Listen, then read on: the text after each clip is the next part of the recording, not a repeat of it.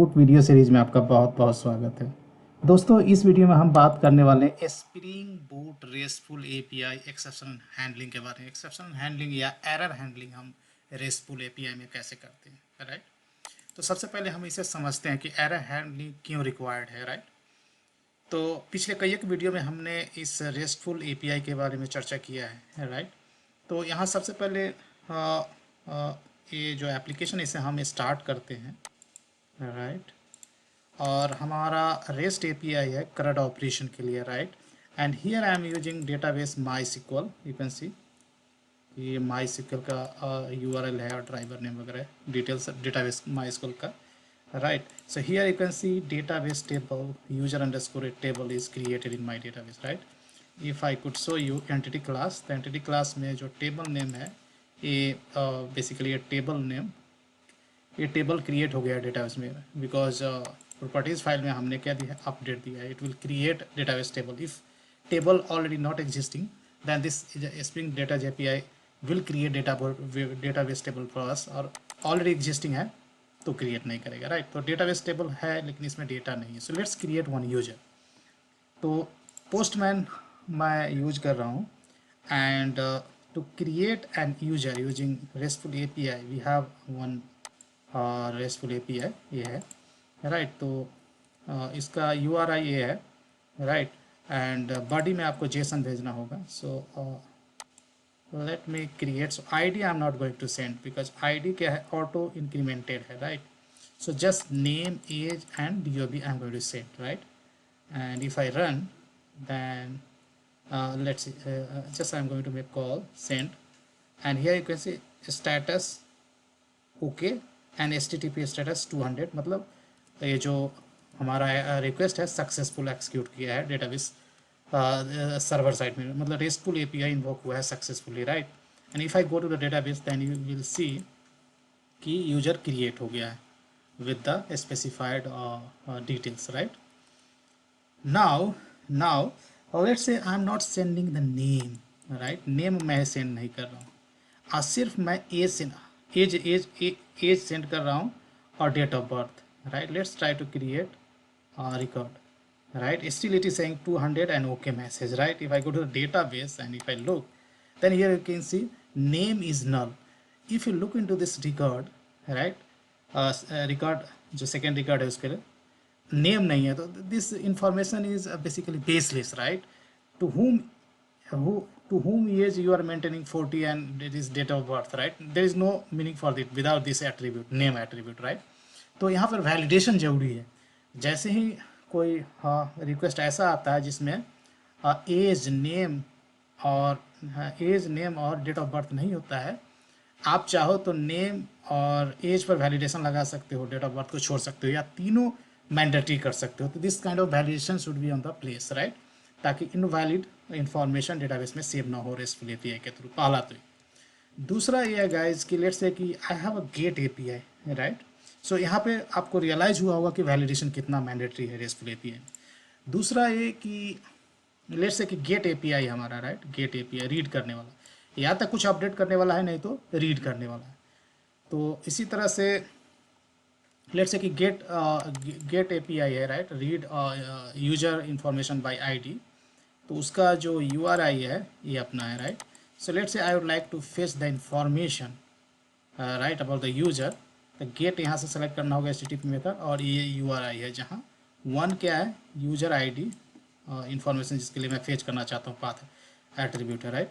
तो ये देख सकते हो कि मेरे को इन्फॉर्मेशन मिल रहा है। लेट्स से कि I am asking to the user information whose ID is 10 user ID 10 से डेटाबेस में इंफॉर्मेशन ही नहीं है, right. That means let's see what is happening. You can see the error, what error. So RESTful API default error इस तरह से आपको return करेगा यदि यूजर इन्फॉर्मेशन नहीं डेटाबेस में। टाइम स्टैम्प दे रहा है, स्टेटस दे रहा है 500 का मतलब इंटरनल सर्वर एरर है। देखा जाए तो HTTP code internal server error नहीं रिटर्न होना चाहिए, इसमें नॉट फाउंड 400 रिटर्न आना चाहिए, राइट, या 404 होना चाहिए आई थिंक। और मैसेज क्या है, user with ID equal to 10 not found in the database, right. और this is the URI of my restful API. तो ये सब ठीक है, राइट। ये मैसेज कहाँ से आता है, क्योंकि हमने एक्सेप्शन हैंडलिंग किया था। आप जाओगे यहाँ देखोगे रेस्टफुल वेब सर्विस में, तो ये यहाँ एक्सेप्शन हैंडलिंग हमने करा है, राइट। एक कस्टम एक्सेप्शन है, और रेस्टफुल वेब सर्विस को सॉरी जब सर्विस को कॉल करते हो तो ये मैसेज जो है, जो हम एक्सेप्शन थ्रो कर रहे थे, ये मैसेज रेस्टफुल एपीआई में यहाँ डिस्प्ले हो रहा है।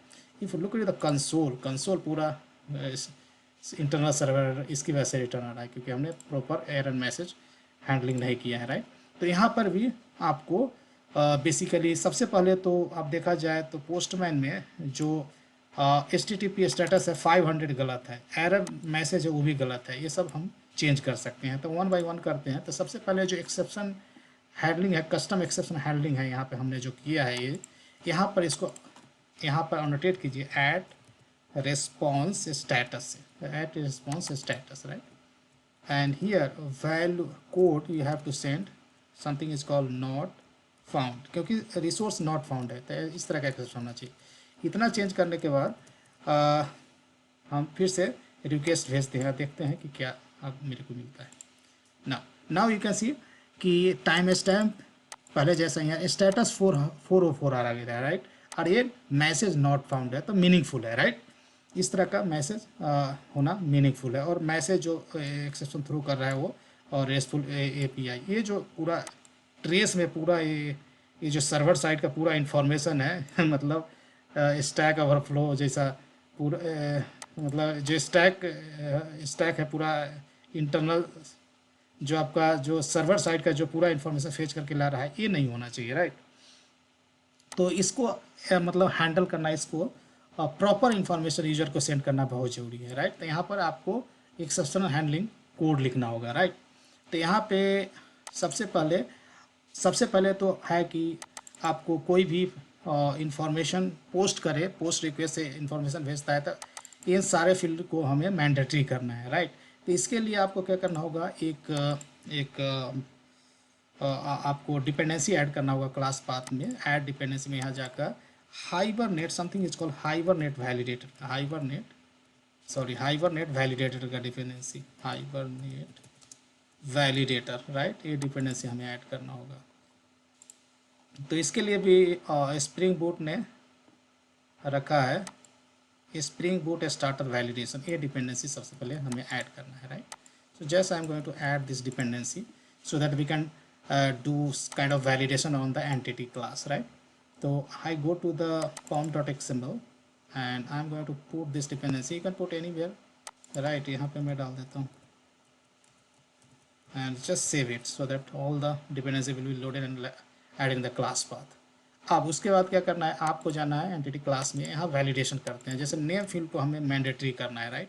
तो यहाँ पर आपको क्या करना है कि नॉट एम्प्टी या नॉट नल, नॉट एम्प्टी करोगे तो नॉट नल भी एंटर नहीं हैंडल करेगा। और यहाँ पर मैसेज, कस्टम मैसेज खुद का दे दो, यहाँ दे दो कि name can't be null, right. Name can't be null, right. उसी तरह हम दे सकते हैं, ये भी दे सकते हैं DOB can't be null, right. और एज पे एज चूँकि इंटेजर है तो यहाँ नॉट नल इस पर लगा सकते हो, राइट। नॉट नल यहाँ लिख सकते हो कि age can not be null. तो इस तरह का वैलिडेशन हम लगा सकते हैं, राइट। सॉरी, यहाँ मैसेज इक्वल टू होगा, message equal to, right, message. देखता हूँ, अरे कुछ एट्रीब्यूट नहीं है क्या, कम ऑन मैन। ये हमने इंपोर्ट कहाँ से किया है नॉट नल को, हाँ गलत इंपोर्ट है गाइस, गलत import, wrong import. So we have to make import from यहाँ से javax.validation.constraint से, राइट। तो फिर यहाँ, और ये भी वहीं से होना चाहिए javax. हाँ सही वाले इंपोर्ट सही होना चाहिए, राइट। तो यहाँ मैसेज आप दे सकते हो, और एज के लिए भी मैसेज दे देते हैं कि age can not be null, right. इस तरह से बीन का वैलिडेशन हम कर सकते हैं, राइट। अब आपको जाना है गाइस, अब कुछ यहाँ पर आपको एक्सेप्शन हैंडलिंग क्लासेस लिखना है। यहाँ पर कुछ एक्सेप्शन हैंडलिंग क्लासेस ऑलरेडी मैंने लिखा है, उसे कॉपी पेस्ट कर देता हूँ। सबसे पहले एक एक्सेप्शन हैंडलिंग क्लास के लिए एक एरर रिस्पॉन्स करके लिखना है, राइट। एक खुद का एरर रिस्पॉन्स करके क्लास क्रिएट करना है, जिसमें message error message about an error, जैसे देखो जो भी एरर मैसेज जो जेनरिक एरर मैसेज है उसके लिए मैसेज अबाउट एरर, राइट, ये आपको मैसेज फील्ड डिक्लेयर करना है। ऐसा मैंडेटरी नहीं है, आप कुछ भी वेरिएबल का नेम दे सकते हो। उसका लिस्ट ऑफ डिटेल्स, राइट, जो एपीआई कुछ एक्सेप्शन थ्रो करेगा वाइल प्रोसेसिंग, तो लिस्ट ऑफ स्ट्रिंग मैंने डिक्लेयर किया, और कंस्ट्रक्टर और पब्लिक गेटर मेथड, राइट। अब इसको हम यूज करेंगे आगे। अब आपको क्या करना होगा कि सारे रेस्टफुल एपीआई चाहते हो कि ये जो एक्सेप्शन हैंडलिंग कोड है वो सारे रेस्टफुल एपीआई में सारे रेस्टफुल जो कंट्रोलर होंगे उसके लिए अप्लाई किया। अभी तो हमारे पास एक ही है कंट्रोलर, लेकिन और भी कंट्रोलर हो सकता है रेस्टफुल कंट्रोलर, उसके लिए भी आप अप्लाई करना चाहते हो तो generic exception handling class create करना है आपको, right. You can give the name of this class anything. I have given the custom exception handler, और एक्सटेंड किया है रिस्पॉन्स एक्सेप्शन हैंडलर से, right, which is basically inbuilt class which you have to import from this package, right। और ये क्या है, add controller advice है, इसको अनोटेट करना होगा। उसके बाद जो पहला एक्सेप्शन है जो कि यूजर एक्सेस एक्सेप्शन, जो मेरा खुद का एक्सेप्शन है, ऐड एक्सेप्शन हैंडलर से अनोटेट करना होगा मेथड को। और यहाँ पर मैं यदि इस तरह का एक्सेप्शन अराइज होगा तो मैं चाहता हूँ कि ये मेथड खुद ही इन्वोक हो जाए। किसी भी रेस्टफुल एपीआई में यदि कोई भी रेस्टफुल एपीआई ये एक्सेप्शन थ्रो करेगा तो ये जो एक्सेप्शन हैंडलिंग कोड है ऑटोमेटिकली इन्वोक हो जाए, right. And that's why you have to annotate this method at exception handler. And यहाँ पर खुद का जो आपने एक्सेप्शन क्लास डिफाइन किया है वो यहाँ पर पास करना होगा, राइट। और यहाँ look at the important is the response entity आपको देना है, right. Response as a method name you can give anything, right. सिर्फ इस क्लास का मेथड एक मेथड ये है जो ओवर रीडन है, दैट्स इट।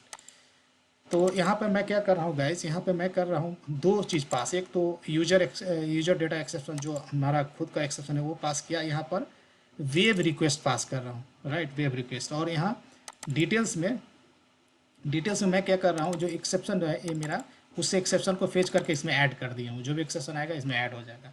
उसके बाद जब मैं खुद का जो क्लास क्रिएट किया हूँ, जो कंस्ट्रक्टर मैसेज और एरर डिटेल्स मैंने पास कर दिए हैं, राइट। और प्रीटी सिंपल, राइट। तो मैसेज ऐसे रिकॉर्ड नॉट फाउंड दे दिया, और डिटेल्स फेच करके जो एक्सेप्शन से जो रेस्ट एपीआई जो एक्सेप्शन थ्रो करेगा उससे मैसेज एक्सट्रैक्ट करके इसमें सेट कर दिया, राइट। और फाइनली ये क्या रिटर्न कर रहा है, रेस्पॉन्स एंटिटी ऑब्जेक्ट क्लास। तो ये आपको रेस्पॉन्स एंटिटी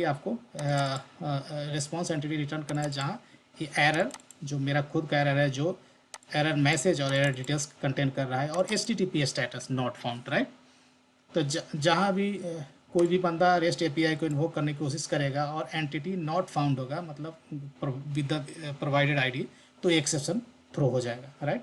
उसके बाद आपको रेस्ट से ए एक्सेप्शन मैच किया किसी रेस्टफुल एपीआई में, तो एक एक्सेप्शन हैंडलिंग कोड इन्वोक होगा। लेकिन what about the other type of exception, इसलिए एक हायर लेवल पर, एक्सेप्शन लेवल पर एक एक्सेप्शन को मैंने डिफाइन कर दिया है कि बाकी सभी एक्सेप्शन के लिए ए हैंडल करे, राइट। और उसका भी कोड बहुत सिंपल है, राइट। यहाँ हमने खुद का यूजर डिफाइन एक्सेप्शन पास किया था, यहाँ एक्सेप्शन क्लास डिफाइन पास कर दिया है, राइट। और बाकी कोड बहुत सिमिलर है, राइट। इंटरनल सर्वर एरर के लिए जो 500 जब एरर आता है इंटरनल सर्वर एरर, तो उसके लिए ये एक्सेप्शन हैंडलिंग कोड इन्वोक होगा। उसके बाद आपने देखा होगा कि मैंने एंटिटी क्लास में ये सारे एनोटेशंस दिए थे वैलिडेशन के लिए, राइट। तो ये यदि कोई पोस्ट मेथड को कॉल किया और एक्सेप्शन मतलब जो डेटा वैलिडेशन है वो रॉन्ग हो गया, तो उसके लिए मैं चाहता हूँ कि ये मेथड इन्वोक हो जाए, राइट। तो उसके लिए आप देख सकते हो कि ये मेथड बेसिकली इस क्लास में, सुपर क्लास में अवेलेबल है, उसको ओवरराइड हमने कर दिया है, राइट। और यहाँ डिटेल्स में क्या करते हैं हम, डिटेल्स में ये दे रहे हो आर्गूमेंट नॉट फाउंड एक्सेप्शन है, this is not a custom but it is provided by the spring framework only, right.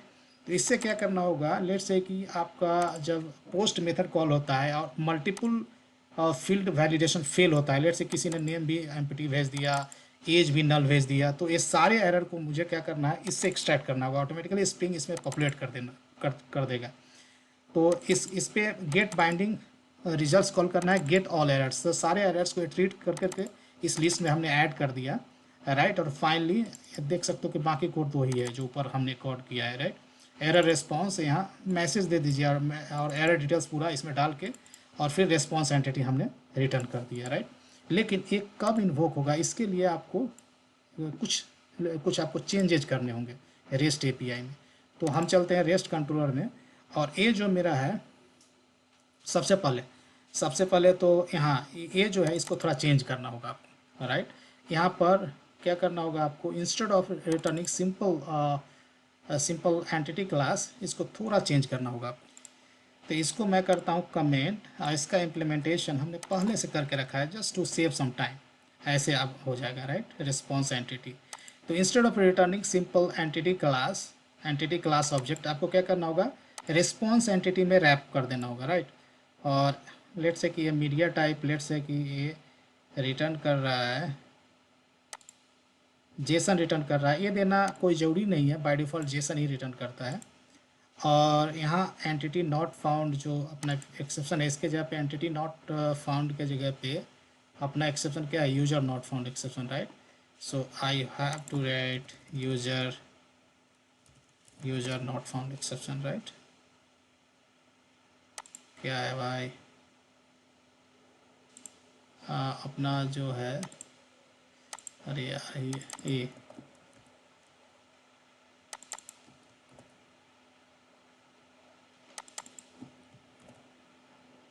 Exception है, राइट।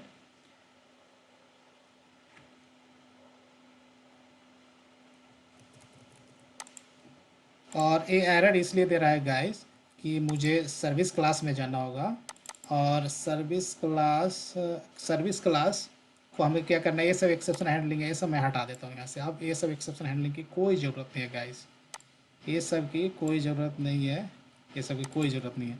डायरेक्टली मैं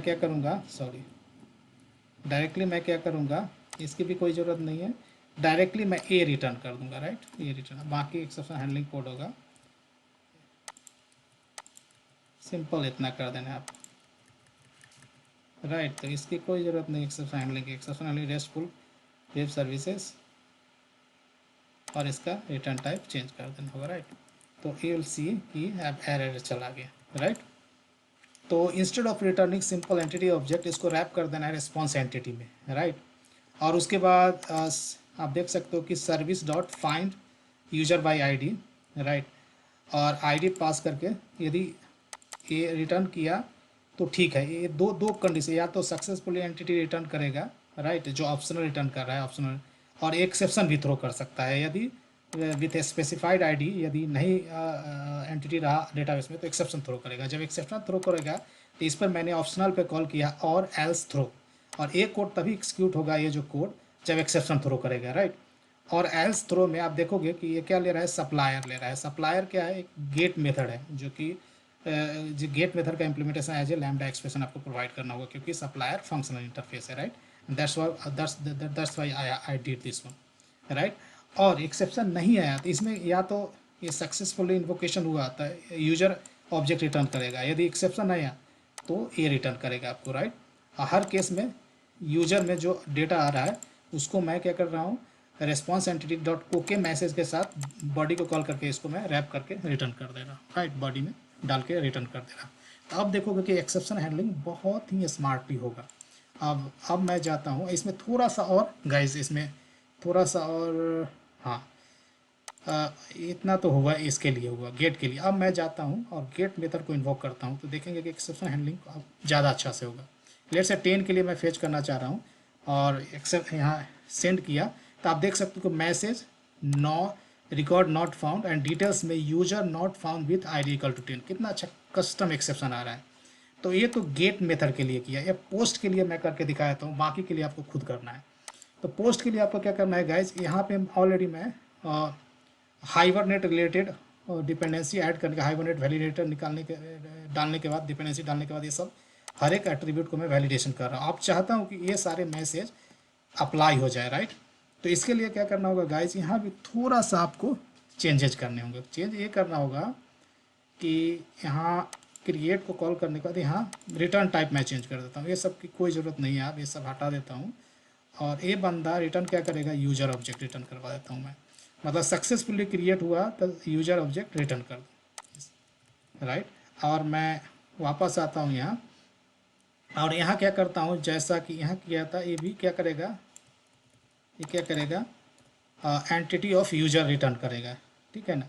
और यहाँ पर आप चाहते हो कि एंटिटी क्लास में जो भी वैल्यू, सॉरी ये तो क्रिएट यूजर्स के लिए, सॉरी गाइस गलत मेथड को मैंने चेंज कर दिया, ये क्रिएट यूजर वाला मैं चेंज करना चाहता हूँ, राइट, जो सिंगल यूजर क्रिएशन है। तो मैं क्या करता हूँ, ए मेथड है, राइट, उसमें यूजर यदि क्रिएट हो गया डेटाबेस में तो यूजर रिटर्न कर रहा है यूजर डिटेल्स, राइट। तो मैं चाहता हूँ कि ये जो एंटिटी ऑफ यूजर्स है, यूजर क्रिएट होने के बाद ये रिटर्न करे, तो मैं इसका सबसे पहले तो रिटर्न टाइप चेंज करूँगा, राइट। इसके बाद मैं चाहता हूँ कि यूजर में जो भी अनोटेशन से वैलिडेशन किया है वो सब इफेक्टिव हो जाए, तो इसको क्या करना होगा, इस अनोटेशन को आपको preceded with at valid annotations, right. Make sure you are giving the import from javax.validation, right. तो इसमें जो भी वैलिडेशन आपने लिखा है वो इफेक्टिव हो जाएगा।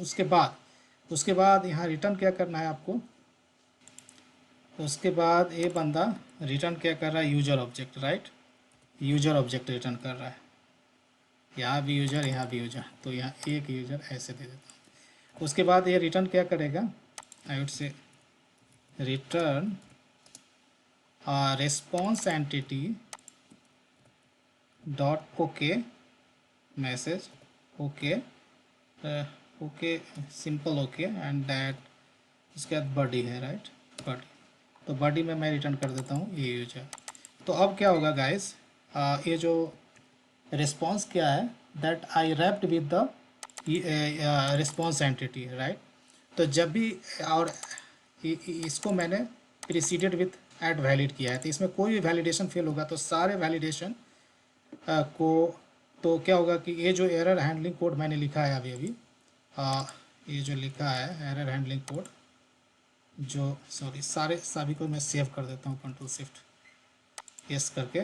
तो ये जो कस्टम हैंडलर किया है, वैलिडेशन फेल होगा तो एक कस्टम हैंडलिंग आपको इन्वोक हो जाएगा, राइट। सारे सारे जो एट्रीब्यूट के लिए वैलिडेशन फेल होगा सभी एट्रीब्यूट को अग्रीगेट करके, और ये इसमें ये जो एक्सेप्शन हैंडलिंग कोड है ये इन्वोक होगा, अब पूरे एरर को यूआई पर भेज देगा। लेट मी शो यू, इसे मैं दिखाना होगा आपको, राइट। इसे क्लोज करता हूँ।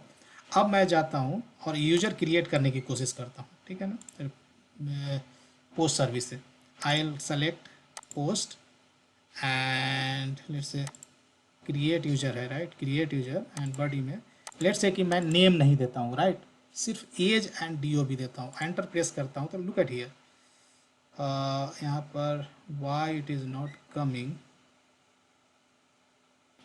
गाइज, यहाँ छोटा सा चेंज करना होगा कि जो DOB है उसके लिए नॉट एम्प्टी आप नहीं अप्लाई कर सकते हैं, राइट, क्योंकि ये डेट है, इसके लिए मैं पास्ट अप्लाई कर रहा हूँ, at past, right. Hibernate validator है, नोटेशन है, राइट। यहाँ मैसेज दे रहा हूँ DOB has only past date, क्योंकि date of birth only past date में होता है, ये वैलिडेशन। अब मैं जाता हूँ पोस्टमैन में, राइट, और यहाँ मैं नेम पास नहीं करता हूँ, और क्रिएट करने only age and DOB I am going to pass, and if I sending the request then here you can see validation failed message is coming, I saying that name can't be null, right. तो आप देख सकते हैं कि ये जो मेरा जो एरर हैंडलिंग कोड है, if I go and I could show you कि error handling जो code है validation failed, right, and that is validation is failed for user name, right, user name के लिए fail हो गया, इसीलिए exception आ रहा है। let's say कि I am going to send only date of birth, right, and to create an user, तो आप देख सकते हो कि यहाँ आ रहा है age can't be null and name can't be null, right, इस तरह से, और database में insert भी नहीं होगा record, right, now it is preventing to insert, right. So that's how you can prevent to insert invalid data into the database, right। Resource creation के लिए कुछ इनवैलिड डेटा जाएगा तो वो अलाउ नहीं करेगा, लेकिन यहाँ वैलिड डेटा आएगा तो वो अलाउ कर देगा, right. Let's say check for the positive case, तो यहाँ नेम भी मैं दे देता हूँ, नेम, आपके बार नेम भी भेजते हैं, कॉलन लेट्स से SK, अब मैं भेजता हूँ इसे, तो here you can C user is created, and that's why we get the 200 OK message. And if I could go in the database और रिफ्रेश करूँगा तो आप देख सकते हो कि अब यूजर क्रिएट हो गया। तो दोस्तों यहाँ और भी वैलिडेशन आप चाहो तो on the top of that, whatever validation I have shown you, on the top of that you can do some kind of more validation।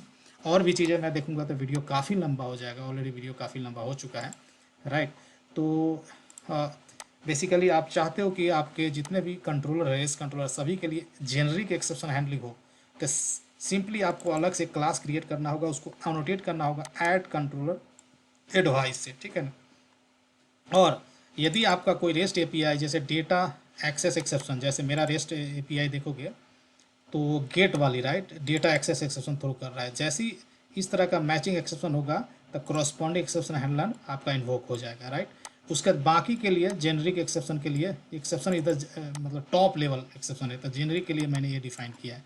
अब तीसरी बात यह है कि मैंने एंटिटी पर भी वैलिडेशन लगाया है, so that I don't want कि कोई भी रिसोर्स गलत मतलब कोई भी resource with invalid data should be created on the database, should not be create on the database. तो उसके लिए वैलिडेशन है जो फील्ड लेवल पर। तो ये सब एरर को हैंडल करने के लिए एक और एक्सेप्शन हैंडलर मैंने यहाँ डिफाइन कर रखा है, राइट।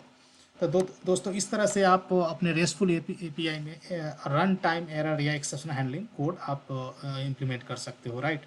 और जैसे मैंने जैसे एक्सेप्शन हैंडलर कब इन्वोक हुआ, जब हम रिसोर्स क्रिएट करने जा रहे थे इनवैलिड डेटा के साथ, जब पोस्ट मेथड हम करते हैं call, right, post method this. तो यहाँ पे वैलिडेट करने के लिए ऐट वैलिड यहाँ लिखना होगा, राइट, ऐट रिक्वेस्ट बॉडी से पहले, ताकि इसके अंदर जो भी वैलिडेशन है वो अप्लाई हो जाएगा, राइट। एंड मेक श्योर कि सिंपली यूजर ऑब्जेक्ट नहीं रिटर्न करो, आप रिस्पॉन्स एंटिटी के अंदर रैप करके रिटर्न करो, right, that is really important. तो इसमें मैंने आप चाहो तो ये जो आइटरेबल ऑफ ऑब्जेक्ट है, मतलब more than one user create करो, इस पर भी वैलिडेशन आप लगा सकते हो, right. And similarly you can do validation on this API as well, right. लेकिन ये सारे एपीआई पर मैं वैलिडेशन अभी नहीं करने जा रहा हूँ, मैंने दो के लिए, एक क्रिएट के लिए, एक गेट के लिए बता दिया है, right. Rest of the things you can do your self. तो दोस्तों वीडियो देखने के लिए बहुत बहुत धन्यवाद और मिलते हैं अगली वीडियो।